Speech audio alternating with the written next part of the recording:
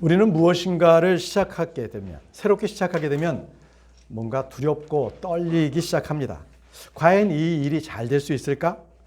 계획대로 잘 되면 좋은데 만약에 그것이 안 될 때는 그 경제적인 피해가 고스란히 나에게 다가오고 또한 그것으로 인한 모든 책임은 다 내가 져야 하기 때문에 그렇습니다. 오늘 모세의 후계자로서 이스라엘을 이끌게 된 여호수아의 얘기입니다. 여호수아는 모세를 도와서 그의 곁에 있었던 그런 사람이었습니다. 그는 12 정탐꾼 중에 한 명이었기도 했고요. 그리고 아말렉과의 전쟁에서는 그가 선봉에 서서 전쟁을 승리로 이끌기도 했습니다. 그는 모세보다는 40년이 어립니다. 40살이 어립니다. 그리고 이제 그가 모세를 이제 이어서 백성을 이끄는 자리에 서게 됐을 때 그는 나이가 85세가 된 그런 나이가 들었던 것입니다.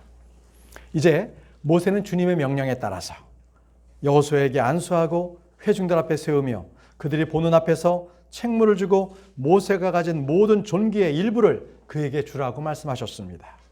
민수기 27장 18절에서 20절에서 주께서 모세에게 이르시되 눈의 아들 여호수아는 속에 그 영이 거하는 자니 너는 그를 데려다가 그에게 안수하고 그의 제사장 엘르아살과 온 회중 앞에 세우며 그들이 보는 앞에서 그에게 책무를 주고 내 존중 중 얼마를 그에게 주어 이스라엘 자손의 온 회중이 복종하게 하라 라고 하셨습니다. 자, 공식적으로 이스라엘 백성들에게 후계자임을 선포하게 된 것이죠. 이제 말씀에 따라서 여호수아는 가나안 땅을 이스라엘 백성들에게 12지파에게 배분해야 될 그러할 책무와 함께 그러려면 이 가나안 땅을 정복해야 될 그 책임도 맡았습니다. 얼마나 두렵겠습니까? 그동안은 모세 곁에서 모세가 하는 것을 보기만 하다가 이제는 본인이 직접 나서서 하나님 앞에 기도하고 또 그 말씀을 백성들에게 전해서 백성이 그것을 따르게 하는, 과연 백성이 나를 따를 수 있을까?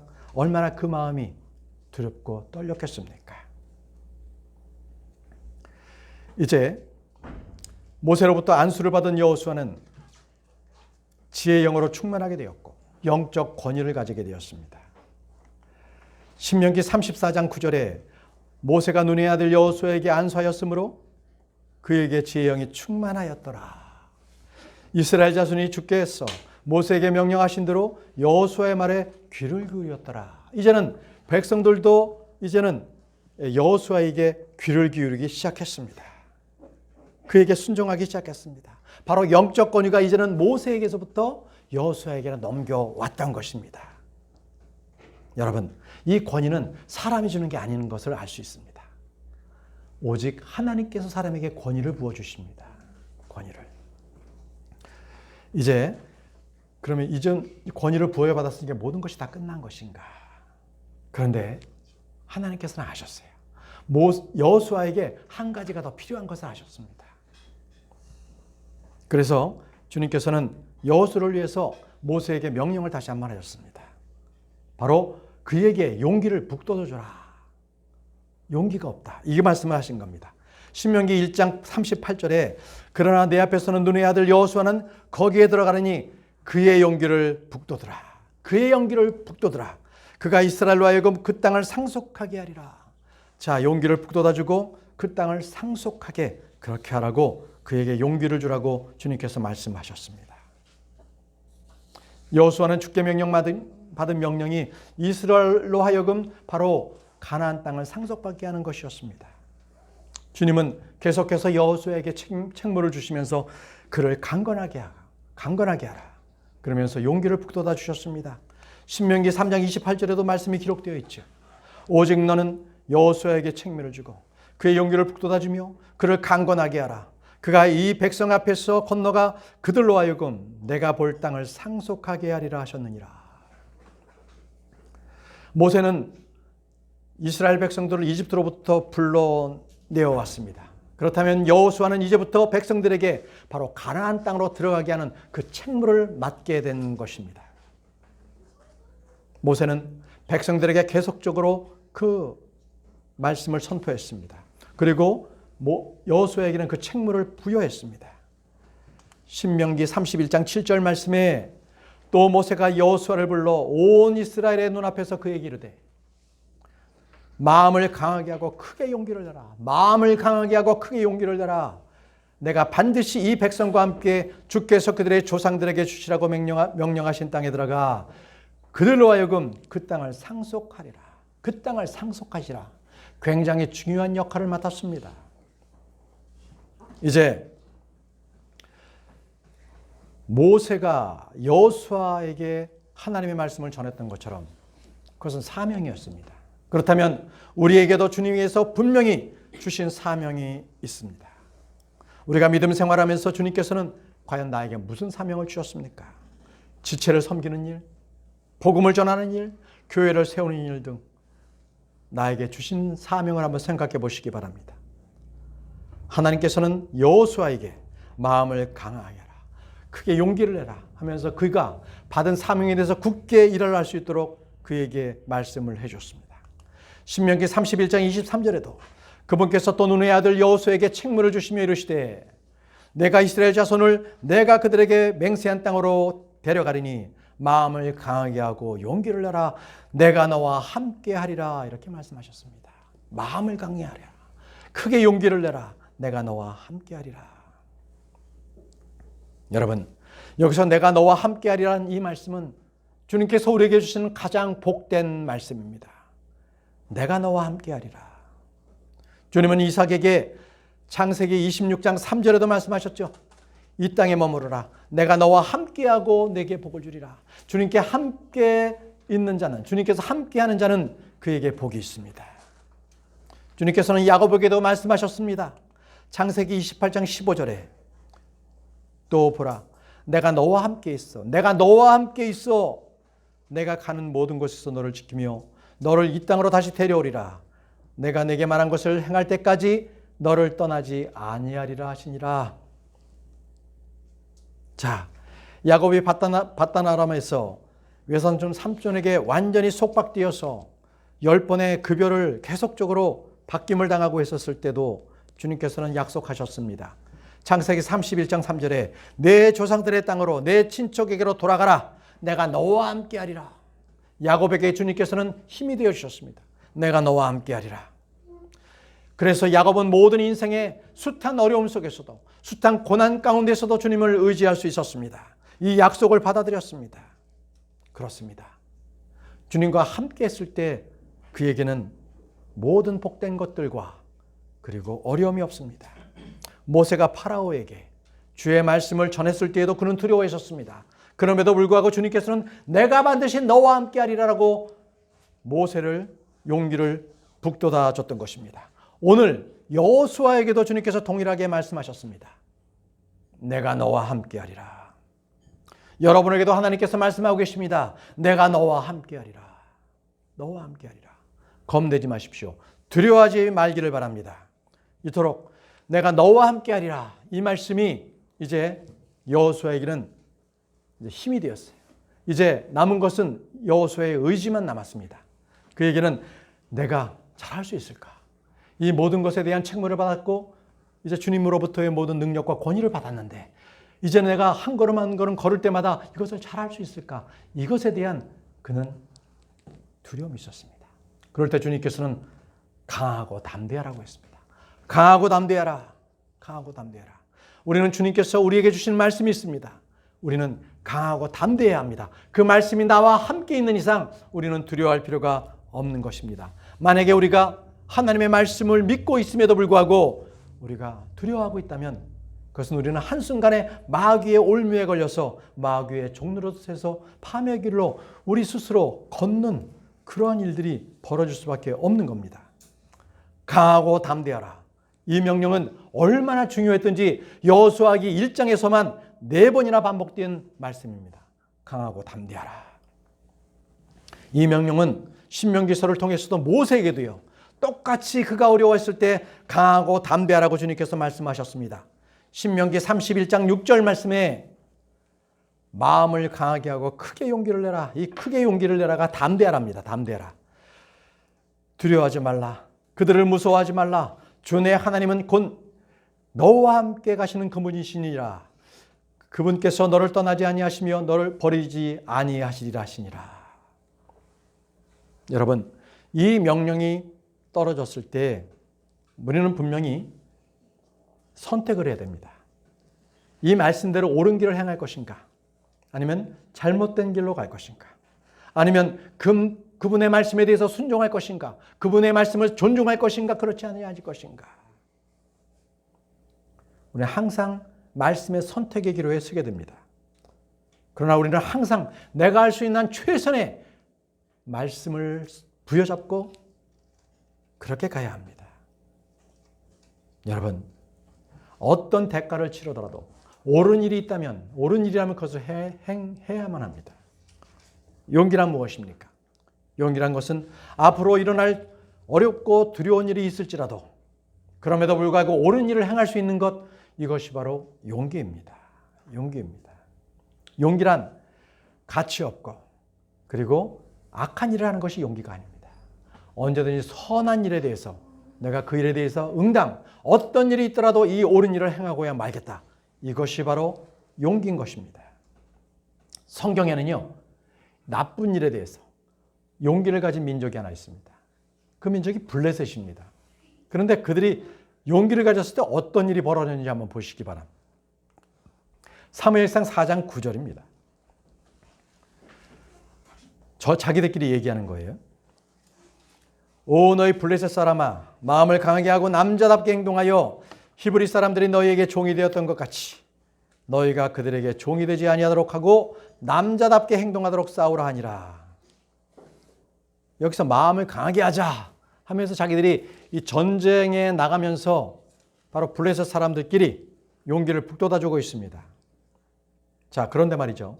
비록 이방 민족이라 할지라도 이것은 우리 지금에 있는 이 크리스찬들에게 참다운 그 교훈을 주는 그러한 말씀이 담겨져 있기 때문에 이 말씀을 하게 됐습니다.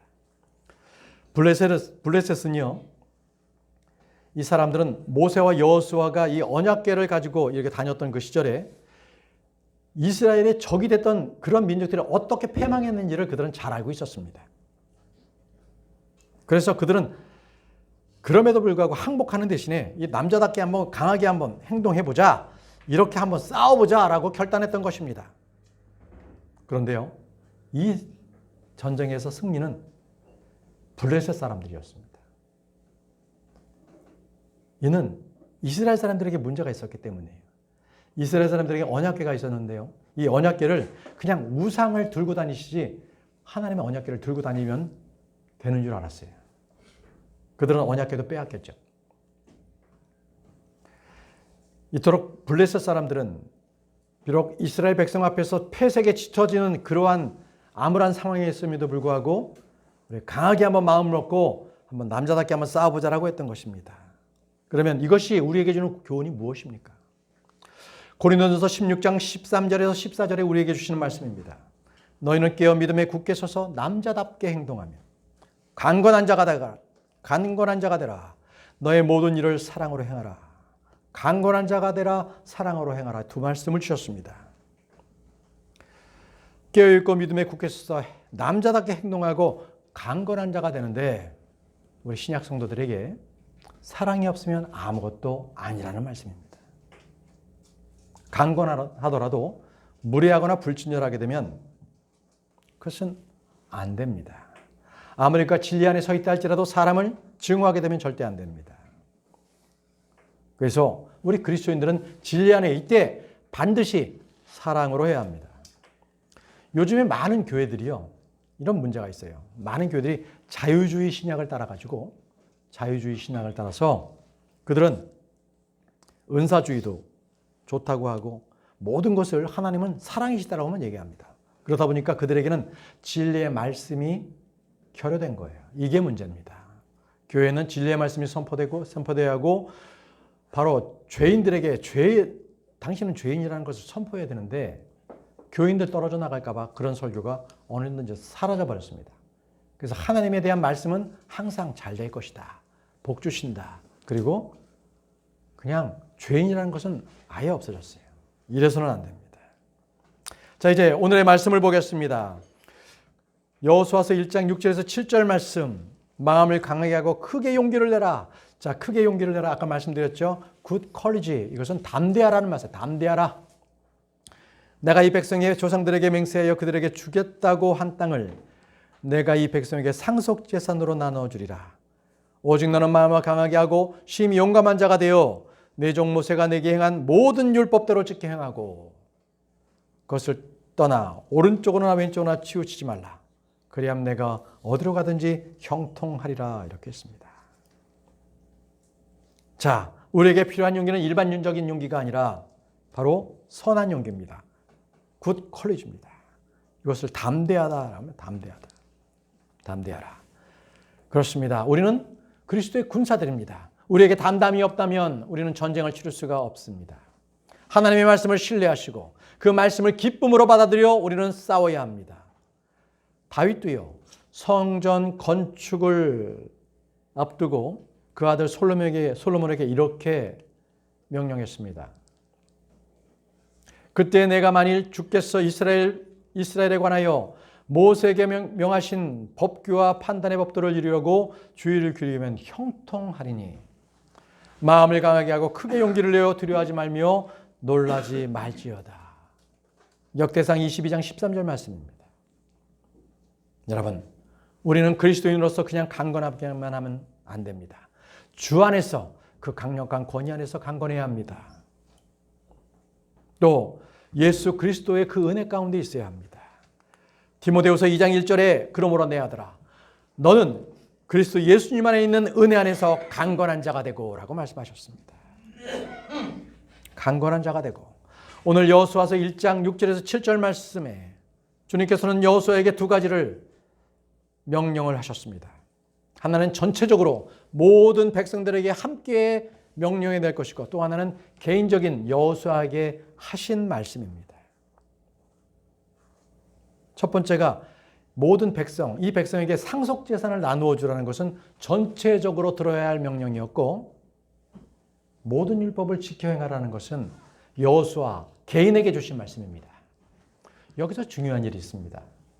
이것은 저와 여러분들도 똑같습니다. 우리가 어떠한 큰 일을 한다 하더라도 먼저 하나님의 말씀 안에 우리가 복종하지 아니하면 더 큰 일을 눈에 보이는 일을 행할 수 없다는 것입니다. 영적인 일이 먼저입니다. 하나님의 말씀 가운데서 내가 순종하고 내가 거기서 힘을 얻고 나서야 세상적인 일을 세상에 나가서 일을 하고 그리고 물리적인 일을 할 수가 있다는 것이죠. 순서가 뒤바뀌면 그것은 실패합니다. 이게 우리에게 주신 그러한 교훈이 되겠습니다. 이 6절만 따로 떼어서 보겠습니다. 마음을 강하게 하고 크게 용기를 내라. 내가 이 백성의 조상들에게 맹세하여 그들에게 주겠다고 한 땅을 내가 이 백성에게 상속재산으로 나눠주리라. 자, 마음을 강하게 하고 크게 용기를 내라고 했습니다. 계속적으로 이 말씀을 왜 반복되고 있는 것일까요? 왜 계속적으로 마음을 강하게 하고 크게 용기를 내라고 주님은 말씀하시는 것입니까? 이것은 바로 여호수아에게는 이제 전쟁을 치르는 군사로서 그에게 두려움이 없어야 했습니다. 가나안 땅에 들어가면 바로 7 족속을 쳐야 합니다. 그들을 물리쳐야 합니다. 그리고 전쟁을 치르는 자로서 다른 근심 걱정을 할 필요가 없어야 합니다. 그래서 이제 여호수아는 자신이 받은 말씀대로 똑같이 이스라엘 백성들에게 말씀을 전해줍니다.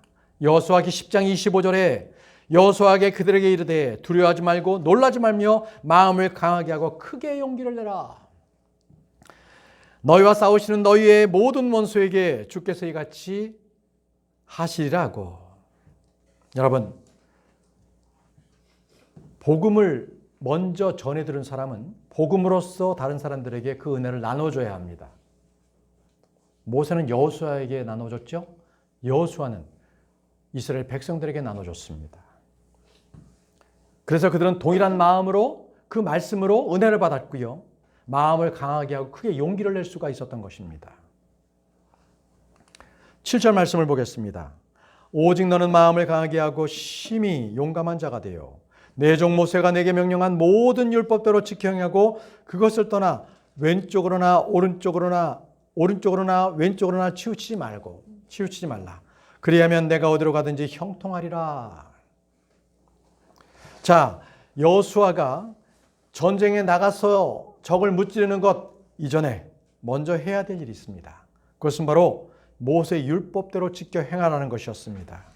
이것이 바로 먼저 하나님의 말씀에 순종하는 것이 그 어떤 일보다도 중요하다는 것을 말씀하고 있습니다.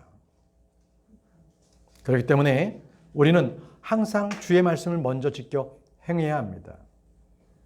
이것이 바로 나라를 정복하기, 어떤 나라를 세우기 위해서 전쟁을 하는 것보다는 더 중요하다는 말씀입니다.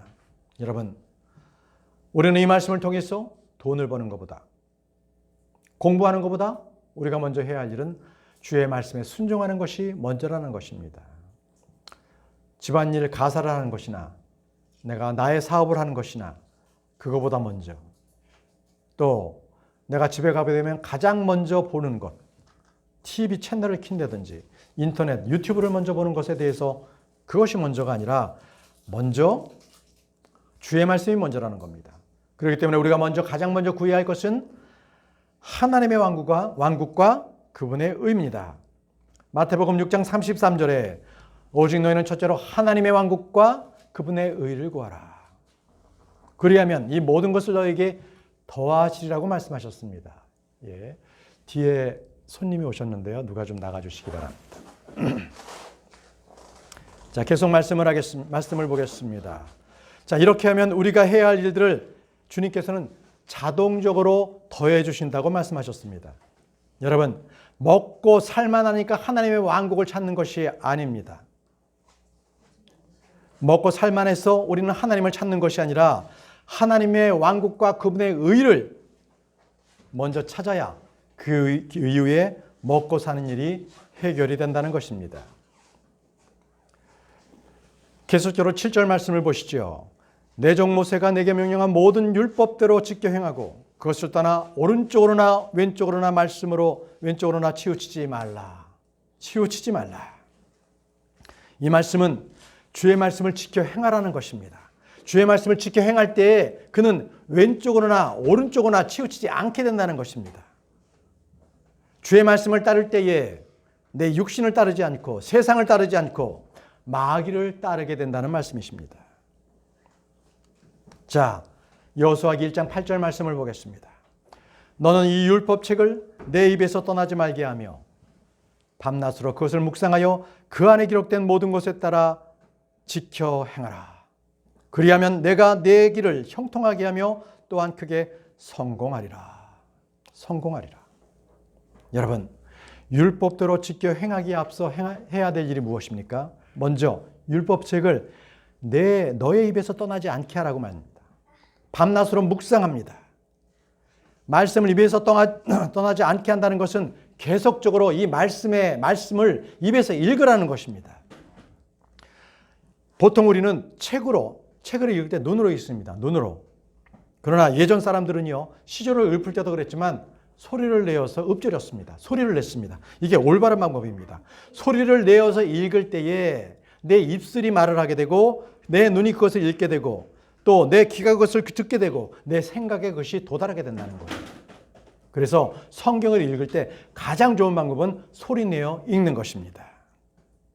이것은 그냥 눈으로 쭉 읽는 것보다는 몇 배나 더 효과가 있습니다. 주님은 여호수아에게 너는 이 율법책을 내 입에서 떠나지 말게 하며 라고 말씀하셨습니다. 소리 내어 읽으라. 소리 내어 읽는 것이 바로 묵상입니다. 묵상하라는 것입니다. 묵상은 그냥 읽는 것이 아니라 자기 입으로 읽고 그 기억한 말씀을 생각하는 것, 이것을 묵상이라고 정의하고 있습니다. 이삭은 어떻게 했습니까? 그는 들에 있을 때 하나님의 말씀을 묵상했습니다.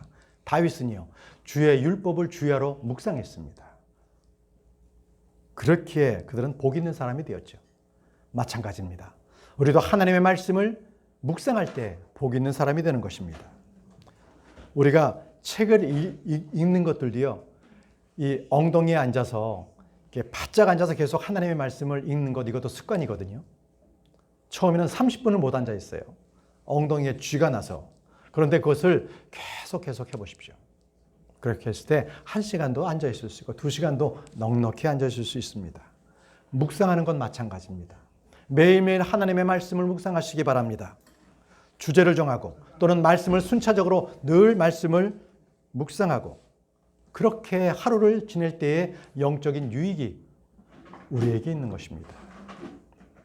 바울은 디모데에게 말씀을 묵상해서 그것을 거기서 유익을 얻으라고 그리고 모든 사람에게 그것을 나타내라고 명령했습니다. 디모데전서 4장 15절에 이것들을 묵상하고 전적으로 그것들을 몰두하라고 했습니다. 내가 유익을 얻을 수 있는 것이 모든 사람에게 나타나게 하라. 그러니까 자기가 묵상한 이 디모데의 말씀이 그냥 자기에게 그치는 것이 아니라 그 말씀대로 많은 사람들에게 그것을 나타내라는 것입니다. 유익을 끼치라는 것입니다. 여러분, 저도 이 말씀을 준비할 때 몇 시간 하는 게 아니죠. 이 나오는 성경 구절을 보면 알 거 아니겠습니까? 저는 이 주석서는 러크만 주석을 이용하면 가장 킹제임스 성경대로 하고요. 또 우리나라의 이 성경에 연구하는 많은 분들은 러크만 주석 이상의 것이 없기 때문에 합니다. 그래서 이것을 주석을 보면서 말씀을 여기저기 준비할 때 거기서 깨닫는 은혜가 있어요. 깨닫는 은혜. 그래서 그 은혜가 생겼을 때 말씀을 정합니다. 오늘도 강하고 담대하라. 이것은 지난 3주 동안에 여러분들에게 하나님께서 주신 말씀이 있죠. 믿고 난 이후에 무엇이 변했는가? 그죠?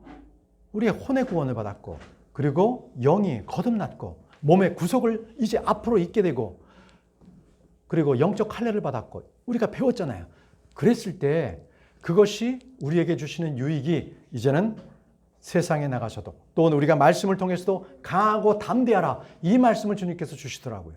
그래서 이것을 일주일 동안 준비했습니다. 그래서 이 말씀을 들을 때에 이 시간에 화면 보고 지나치면은 준비한 말씀의 10%도 이해를 못할 거예요. 돌아가셔서 유튜브로도 계속적으로 하셔야 이 많은 한 번의 이 말씀이 보통 3, 49절이 나옵니다. 그 구절에 대해서 그것이 하나님께서 여기저기 흩으신 것을 여러분들은 꿰어서 그것을 여러분의 믿음으로 취할 수 있게 되는 것입니다. 그게 유익이에요. 자, 이제 여호수아에게 주님께서는 이제 분명히 말씀하셨죠. 말씀에 묵상하라. 말씀을 묵상하라. 그리고 나서 내가 전쟁하라.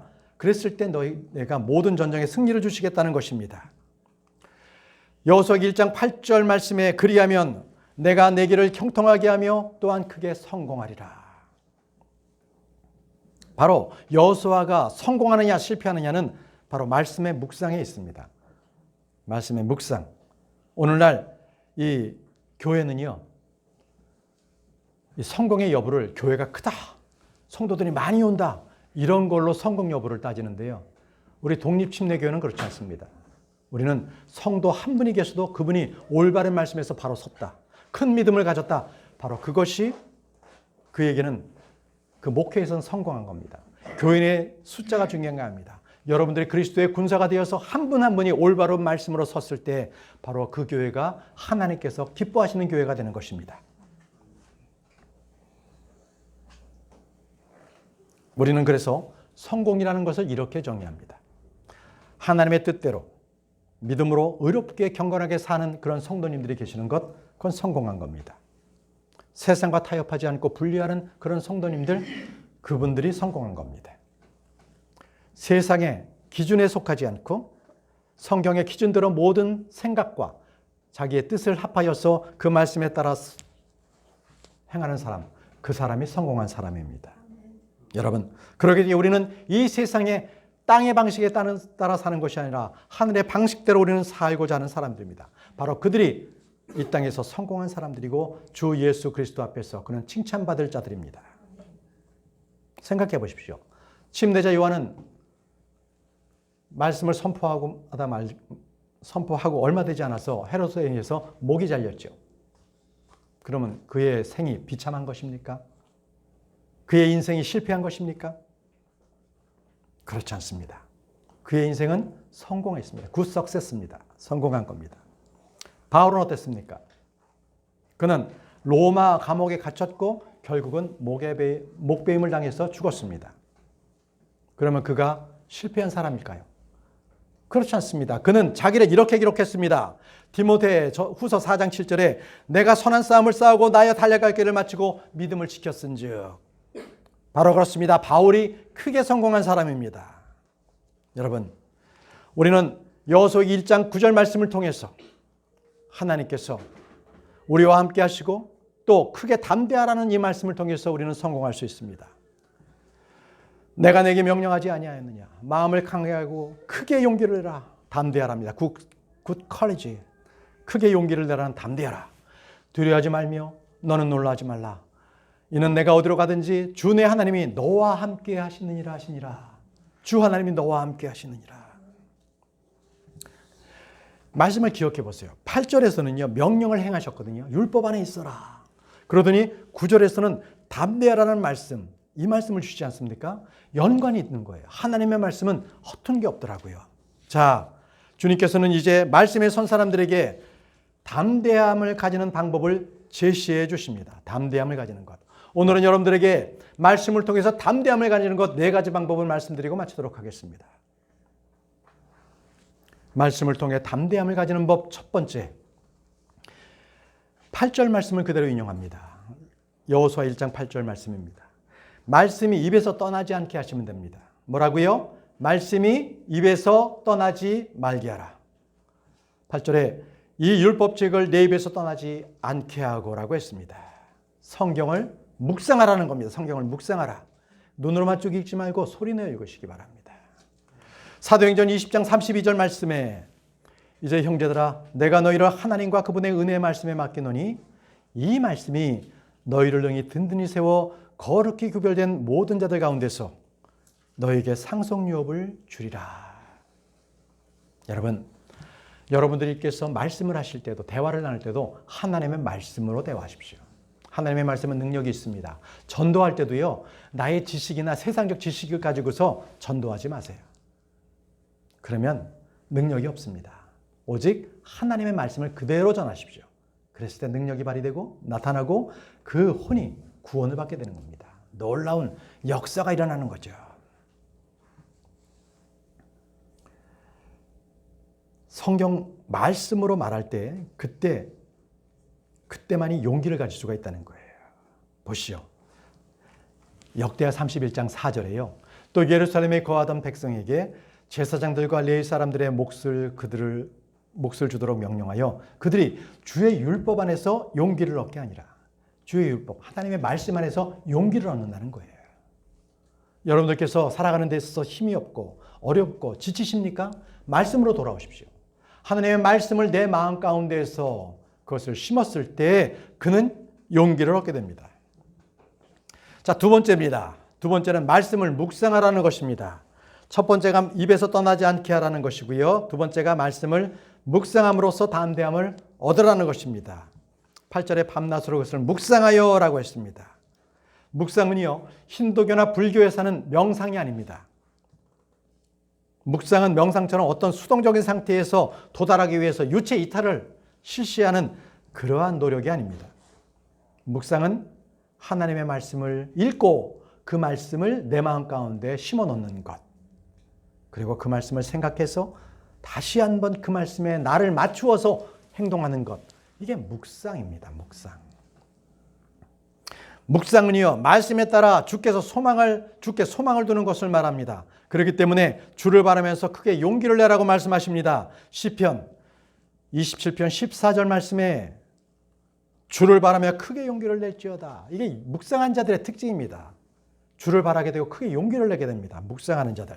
그래야만 그분께서 내 마음을 강하게 하시리라. 내가 말하노니 주를 바랄지어다. 여러분 모두는 주께 소망을 두시기 바랍니다. 주께 소망을 둔 자는 모두 용기를 낼 수가 있습니다. 시편 31편 24절 말씀에 주께 소망을 둔 모든 자들아 너희는 크게 용기를 내라. 그분께서 너희 마음을 강하게 하시리로다. 주께 소망을 둔 자들아 모든 자들아 너희는 크게 용기를 내라고 말씀하고 계십니다. 이것은 주님의 약속입니다. 소망을 둔 모든 자들은 용기를 가질 수가 있습니다. 세 번째입니다. 말씀을 실행함으로써 담대함을 가질 수가 있습니다. 말씀을 실행하시기 바랍니다. 말씀을 마음속에만 가지고 있으면 그의 믿음은 야고보서의 말씀처럼 죽은 믿음이에요. 죽은 믿음. 그렇습니다. 에베소 2장 10절 말씀에 우리는 그분의 작품이요 그리스도 예수님 안에서 선한 행위를 하도록 창조된 자들이니라. 하나님께서 그 선한 행위를 미리 정하신 것은 우리가 그 행위 가운데서 걷게 하려 하심이라.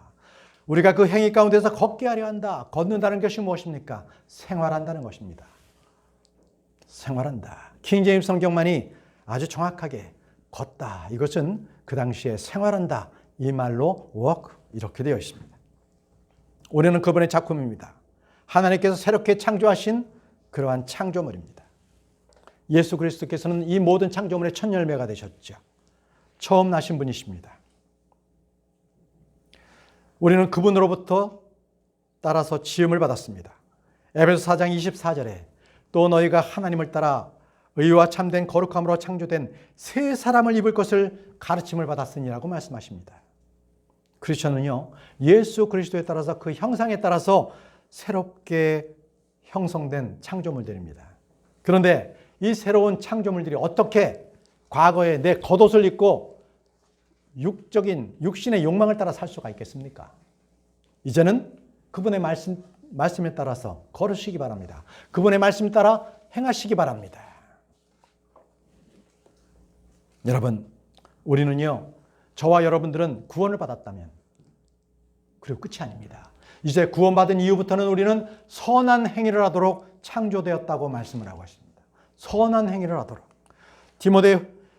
디도서 2장 14절 말씀에 그분께서 우리를 위하여 자신을 주심은 모든 불법으로부터 친히 우리를 구속하시고 정결하게 하사 선한 행위에 열심을 내는 백성 곧 자신을 위한 특별한 백성이 되게 하려 하심이라. 자, 선한 행위에 열심을 내는 백성이 되라고 말씀하고 계십니다. 믿는 자는 자기의 믿음의 행위를 드러내야 합니다. 우리 행위를 통해서 믿지 않는 자들이 바로 예수 그리스도를 보기 때문에 그렇습니다. 여러분, 우리 행위를 따라서 우리의 믿음을 드러내시기 바랍니다. 구원을 밖으로 드러내는 일을 행하시기 바랍니다. 우리는 성경을 보지만 세상 사람들은 우리 크리스천들을 보고 하나님을 보기 때문에 그렇습니다.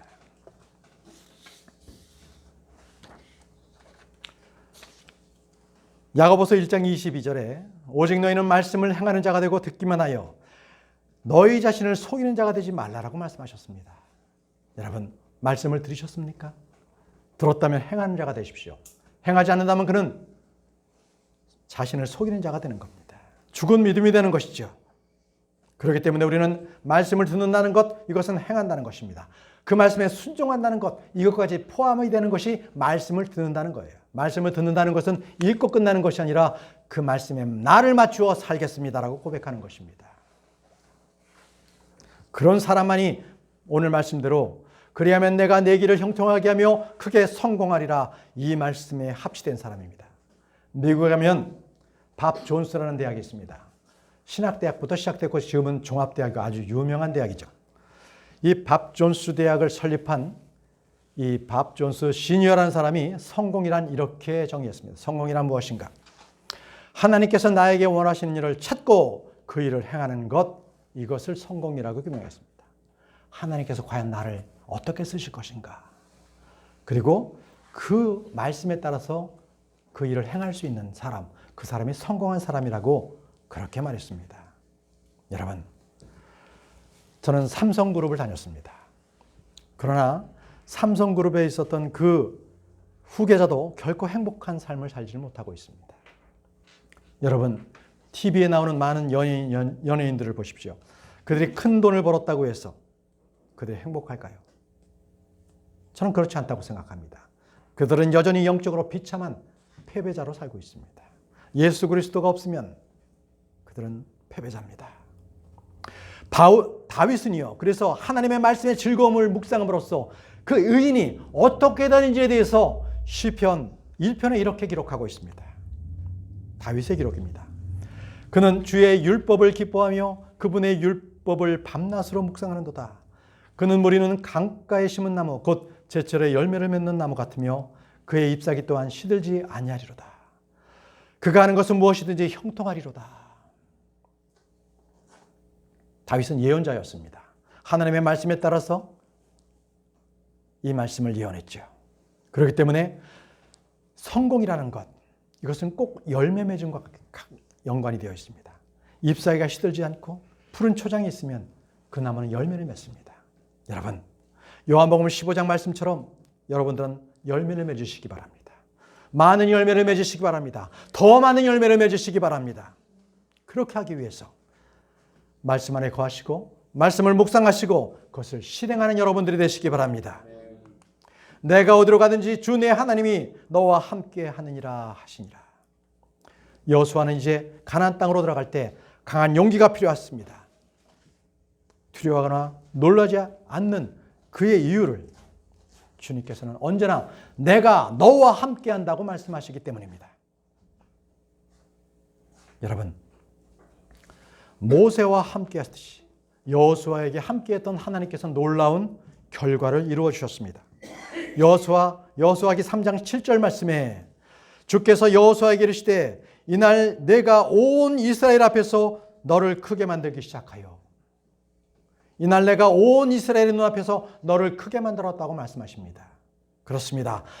하나님과 함께하는 자는 자기가 권위를 앞세우지 않아도 그는 큰 자가 됩니다.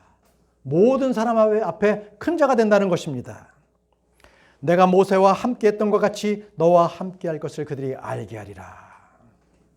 여호수아의 명성이 온 지역에 두루 퍼지게 되었습니다. 여호수아기 6장 27절 말씀에 이와 같이 주께서 여호수아에게 함께 하시니 그의 명성이 온 지역에 두루 퍼지니라. 두루 퍼지니라. 누구나 주와 함께하면 주님께서는 그를 버리지 않습니다. 그와 함께 해주십니다. 그래서 오데스의 아들 아사랴가 아사왕에게 이렇게 말했습니다. 역대하 15장 5절 말씀에 그가 아사를 맞이하여 나가서 그에게 이르되 아사와 온 유다와 베냐민아 너희는 내 말을 들으라. 너희가 만일 주와 함께하면 그분께서 너희와 함께 하시느니라. 그러나 만일 그분을 구하면 그분을 만나려니와 너희가 만일 그분을 버리면 그분도 너희를 버리시리라. 주께서 함께 하시면 그분의 말씀이 하나도 땅에 떨어짐이 없습니다. 주님은 우리와 함께 하시겠다고 약속해 주셨습니다. 이 말은 그분께서 우리를 돕고 구출하시며 떠받쳐 주시고 승리해 주시는 분이시라는 말씀입니다. 여러분, 저와 여러분들의 인생의 성공의 여부는 결코 외적인 것에 있지 않습니다. 결코 우리가 무엇을 성취했다 그 업적에 있지 않습니다. 주의 말씀을 내 입에서 떠나지 않게 하고 그 말씀을 주의 안에 묵상하고 그 말씀에 살았다면 그야말로 형통하고 성공한 사람입니다. 지금 여러분들은 형통하고 성공한 사람입니까? 예수를 믿는 사람은 복받은 사람입니다. 주님을 배우고 공부하는 사람은 성공으로 나아가고 있는 사람입니다. 여러분, 이 한 주 동안 주의 말씀을 마음에 두시고 묵상하시기 바랍니다. 그 말씀에 따라서 순종하고 살아감으로 해서 형통하고 성공한 사람이 되기를 간절히 기원합니다.